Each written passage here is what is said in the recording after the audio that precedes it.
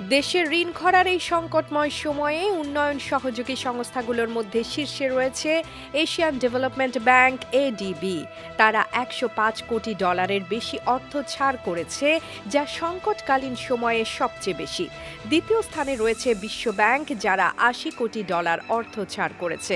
এর মধ্যে বিশ্ব ব্যাংকের $50 কোটি ও এডিবির $60 কোটি বাজেট সহায়তা অন্তর্ভুক্ত রয়েছে। এদিকে রাশিয়া $53 কোটি $16 লাখ, জাপান $44 কোটি, চীন $26 কোটি 78 লাখ এবং ভারত $7 কোটি 21 লাখ সহায়তা প্রদান করেছে। এছাড়া এআইআইবি সহ অন্যান্য দাতা সংস্থাগুলো $35 কোটি দিয়েছে। ইআরডির তথ্য অনুযায়ী চলতি অর্থবছরের প্রথম 6 মাসে উন্নয়ন সহযোগীরা $229 কোটি 86 লাখ ঋণ দেওয়ার প্রতিশ্রুতি দিয়েছে, যা গত বছরের একই সময়ে ছিল $698 কোটি 98 লাখ। অর্থাৎ এই সময়ের ব্যবধানে ঋণের প্রতিশ্রুতি কমেছে $469 কোটি 12 লাখ। বিশ্ব ব্যাংকের অঙ্গ প্রতিষ্ঠান আন্তর্জাতিক উন্নয়ন সংস্থা আইডিএ সবচেয়ে বেশি $91 কোটি 45 লাখ প্রতিশ্রুতি দিয়েছে।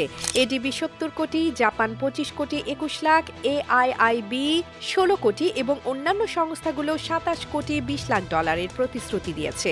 ইআরডির সংশ্লিষ্ট ব্যক্তিরা উল্লেখ করেছেন, গত বছরে নির্বাচনের প্রেক্ষাপটে অনেক প্রকল্প নেওয়া হয়েছিল, যার ফলে ঋণ চুক্তির সংখ্যা বেড়ে যায়। অতএব কাজের অগ্রগতি বাড়লে ঋণের অর্থ ছাড়ও বৃদ্ধি পাবে। এটি সাময়িক সমস্যা বলেই মনে করছেন তিনি। AB news desk report.